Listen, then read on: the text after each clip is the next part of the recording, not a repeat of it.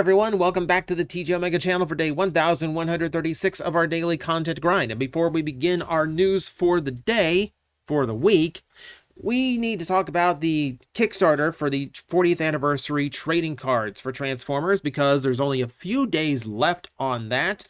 4 to be exact. You can see they crushed their original goal, but there is still a lot more to do. So if you want to get in on this, and if you actually want to get in on the exclusive cards for Kickstarter backers, and there's going to be a link in the description below to take you to the Kickstarter campaign. You've only got a few more days to get in on this. So if you're curious, if you want a collection of these cards yourself, time's running out. And that popped up. I have no idea why. All right. With that out of the way, let us begin with the Transformers news for the week. This is a news roundup after all. And it starts with reveals from New York Comic Con 2024. And of course, the big reveal here is after so many years, we finally have a brand new Star Wars Transformers, this time an official collaborative toy. And it is the Mandalorian. And it is a pretty spectacular looking figure. I'm not big on Star Wars, and I'm not huge on it. I like it, but I'm not huge on it. Haven't seen Mandalorian. I know that's blasphemous, but the toy itself does look good. Good enough to where if I see it in person, I might be curious enough to buy it. Not a pre-order, but curious enough.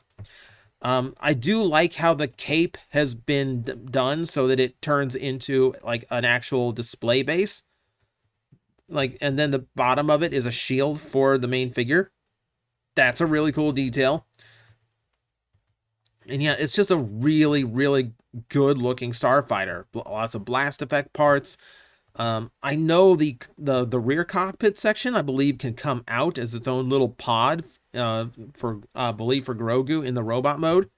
I don't know if there's an actual photo of it here. I saw it at like the breakfast photos they took later on.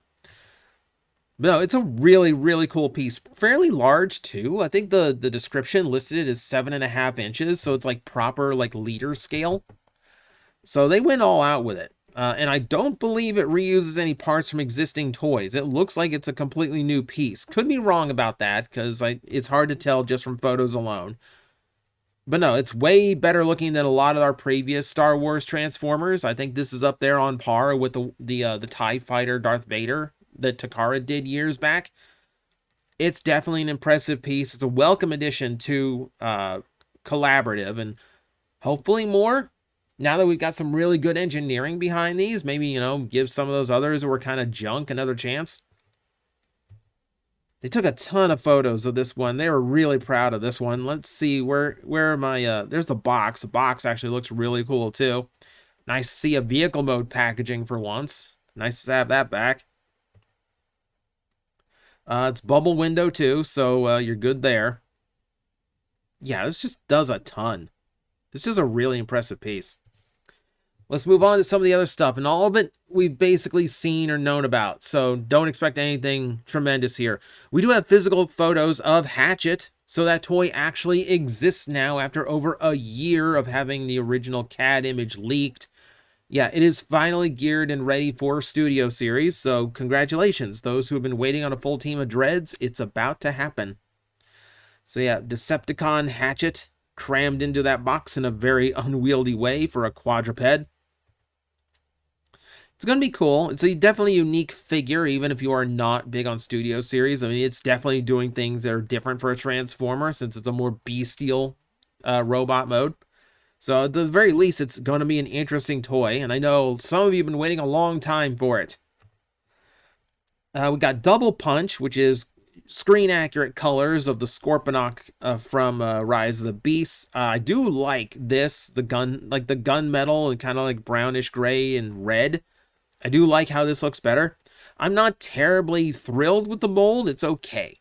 The mold is okay. It's not something I would buy a repaint of or troop build, but if you want something that looks marginally better looking, then Double Punch is absolutely a viable option here. Here's the Studio Series 86 Galvatron. Yes, people have already asked me. Yes, it's just a repaint. It's just a more indigo shade of, blue, purple on Galvatron, and that's basically it.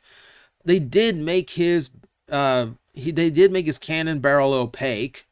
I do like when those toys get rid of the clear plastic, but that really is it. I really wish they take a photo of the cannon mode without all that junk on it. You know, the ship guns and the matrix chain. I don't need to see all that on the cannon mode. I need to see how the cannon mode actually looks. Not a lot of people actually like this mold. You know, a lot of people are always down on this mold. And yes, it is already shelf-warmed every time it has come out. Not only the original release with the pointless battle damage and the incorrect shoulders, the more proper release that followed in Kingdom, I believe. I'm losing track of when these things all came out. And then the toy-accurate version. That one was shelf-warming. You could find that one on clearance online. And now this one. I don't expect this one to go any better. I expect this one to sit around for a long time. I am really, really exhausted from these slight upgrades still sold at full price from Hasbro. Just we tweaked the colors a little bit and we're putting it out again. Sometimes that's not good enough. That's frustrating. War for Cybertron Sky Warp. Pretty obvious. Does come with a new weapon, which is cool, but for the most part, yeah, it's basically the same Starscream mold that does absolutely nothing for me. I know it doesn't do a lot for a lot of people. I know a lot of people have not liked this figure, so no surprise. Skywarp is at least good colors, but it's not the most thrilling of releases, because it's not the most thrilling of toys. And then we got, we have more coverage on the Naruto. We've already talked about that plenty. That's pretty much the run of it. Nothing huge and nothing really surprising. Pretty standard stuff. So, but that's the rundown of the official stuff for the week. We have a lot more, especially in the licensed Transformer things this week. But let's begin with a little bit of news for Transformers 1. So, there are release dates now for the home video and digital version. The digital version of Transformers 1 will be available tomorrow. I don't like that it's been released this quick after it debuted in theaters, because that's very indicative of a very poor performance at the box office. I am happy I'll be able to see it again very quickly, because I do intend to rent it or buy it digitally, whichever one works out best for me. Because it is a movie I do want to see again, and I want to pay more attention to it rather than just like scanning the background for references.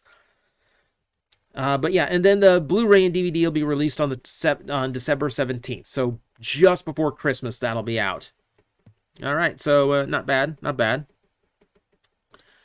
If you want a closer look, we have some nice close-ups of the renders from ILM. So they do make a point to explaining some of the artistic choices in the movie. For instance, like doing these more natural faces, much more akin to the original cartoon, with minimum greeble and minimum panel lighting, so that they could be more expressive and look more natural looking. I've heard some people call it Uncanny Valley. I say that's how they looked in the old cartoon. I'm perfectly okay with this.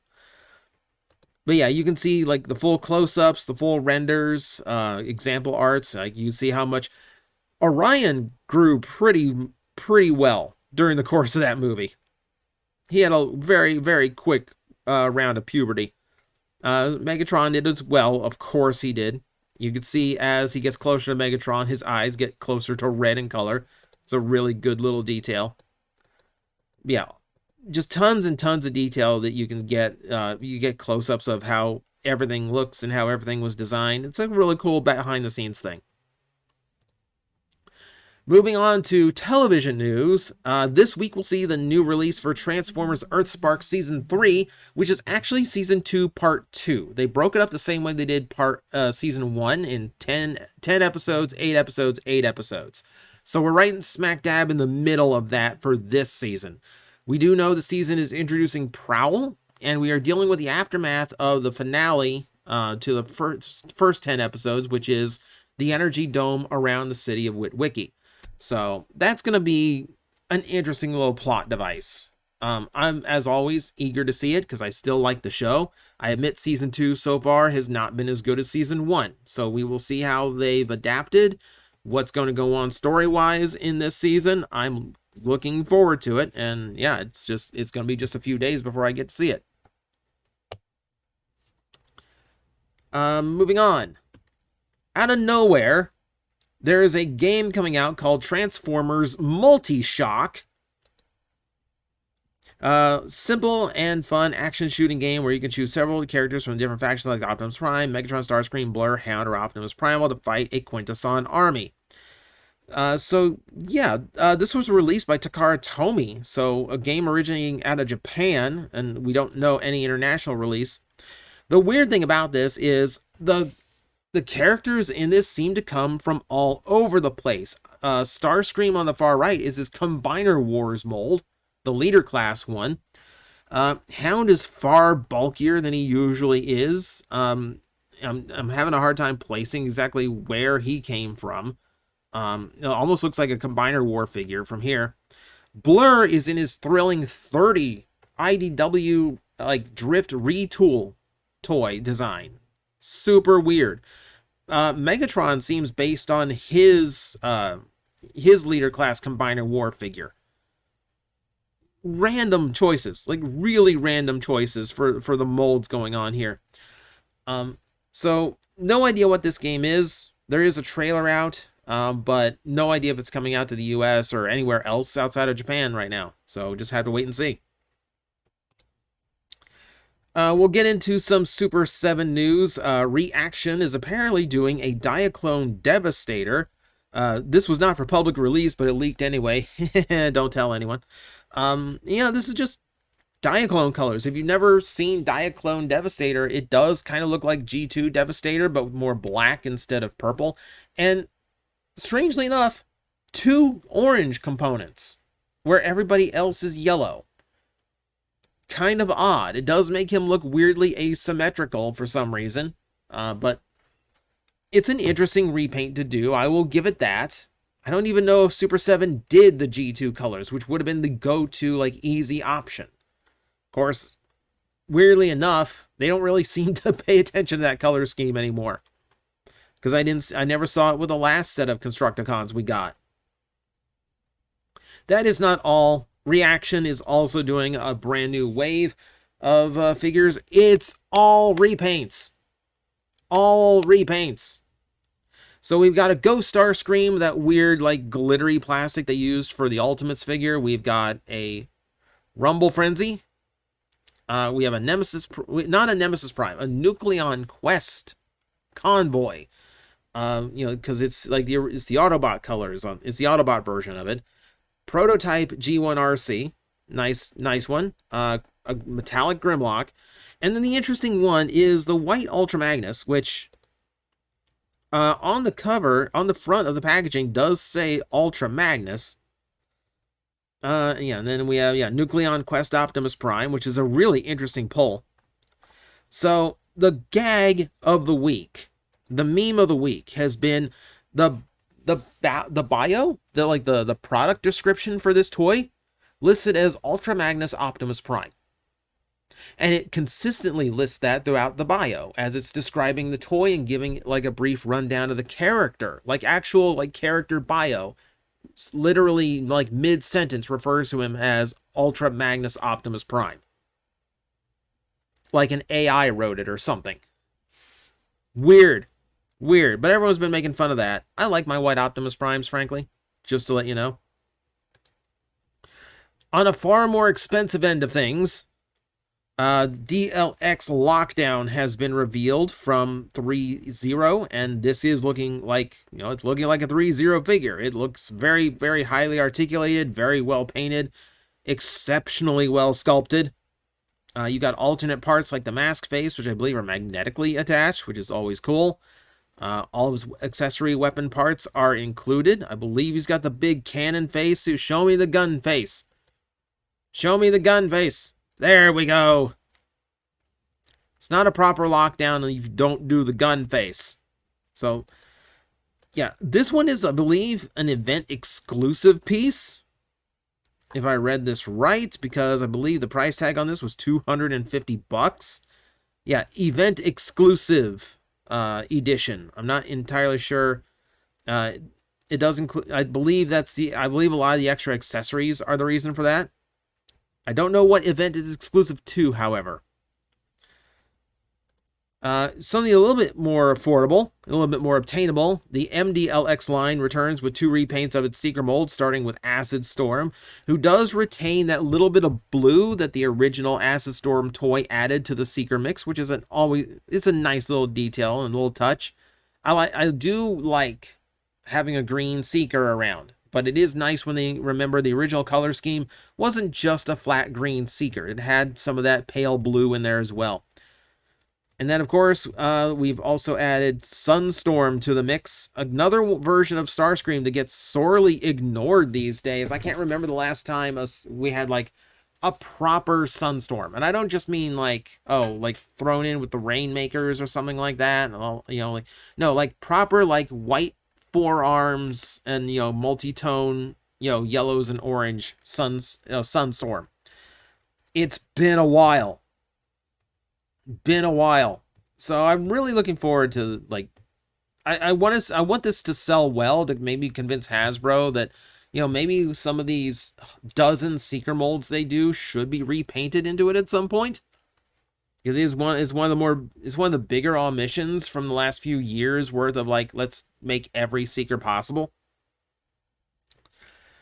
Okay, let's talk a couple statues, shall we? Here's a wall-mounted one that showed up at New York Comic Con. There's a bunch of floor photos for New York Comic Con. A lot of things we've already seen. But the thing that stood out to me was this 86 movie-based plaque, which shows off the death of Optimus Prime, the rise of Rodimus Prime, the attack of Unicron. Lots of really interesting moments in a really cool piece. Yeah, just really, really spectacular. If I'm being honest here, I don't know if this is a statue for sale or just a really well done custom someone put up for display, but it looks really, really cool one way or the other. Yep, individual components that come off. All right. There's the big talk of it, the big premium item. Big winged Optimus Prime, very inspired by Revenge of the Fallen's jet wing Optimus. What I like is that there is a spare Megatron arm. if you really want to go full skybound Optimus Prime with this design, that is apparently doable. It is much more sleek and a lot more like anime mecha-esque take on Optimus Prime, but it does look cool. I like using the trailer for a wing pack. That's an obvious thing that no one really seems to do. Okay, that thing might have been a custom because there's just a Titan Master there. Okay. Never mind me. Let's move on to something I know is an actual statue you can buy. All right. Yeah, Mighty Jax is releasing this piece via Supercraft Lab. And this is incredible. So, again, we are 86 movie based technically because we do have Rodimus opening the Matrix front and center. We got, you know, 4 of the more major Autobots, and then this amazing mix of Optimus Prime, the Autobot logo, and Cybertron. This is a really amazing looking piece. You can see by the sculpt, this thing's going to be huge. Look at that. Look at the glow. Jeez, it looks like the planet's on fire. I love it. Yeah, it's a super impressive sculpt. Lots of really cool detail in that. I'm really impressed by how this is done. I love the behind the scenes stuff too, like the hand paint and assembly of the whole thing. Yeah, this is just really, really cool. Do I have details on this one to report to you? Let's see. Price is yet to be determined. It'll go live on November 8th, 9 a.m. Eastern. It is 68.6 centimeters tall. Can I quickly get that in inches? Why did you give me... Why are you giving me yards? Why are you giving me yards? Okay, 27 inches tall. That's a big boy. It's a big boy. All right. So moving on. Kaio Transformers minifigure blind boxes. It's another little blind box set being run out of China, I believe. So you've got, your standard stuff, your Optimus Prime and your Megatron. There's an Allspark stand, which is kind of unique. And then a lot of unpainted figurines, which seem to account for more of the more popular figures. I see a Grimlock in both beast mode and robot mode. We got a Constructicon in there. We got a tank mode Megatron. Yeah, and then yeah, just assume these just simple little like do nothing little collectible figurines. Very potato quality, but we do see other characters in there. We see Seekers. We see a Constructicon in robot mode. We see Shockwave. Yeah, there's a close-up of Prowl. You know, it's just another neat little collectible piece. It's probably going to be very difficult to obtain if you are in America or anywhere. That hard head is based on his Universe 2.0 toy. Why are you basing it off of that hard head? That's such a weird pull. That's such a weird pull. Oh my god. I don't get it. I don't get it. Let's wrap up with the silly stuff for the week. So Symbiote Studios, who occasionally releases all those cool Transformers plushies, they're doing a version 3 of Sludge, as well as Grimlock. Now, offhand, I can't tell you what makes the difference between versions 1, 2, and 3. The only variation I know is that there is a version of Sludge out there whose eyes bug out. That was a San Diego Comic-Con piece, and I kind of wish I got it because it's funny. Yeah, and then they showed off a few cute little photos. Frenzy and Rumble celebrating Halloween. But no, more plushies if you were into that. And with that, we're going to wrap up the news roundup. So, that's it for the week. Thank you everyone for watching. Hopefully next time I do this, I'll actually be in my room because my computer will be set up and ready to record again. But until then, thank you everyone for watching. I will see you next time.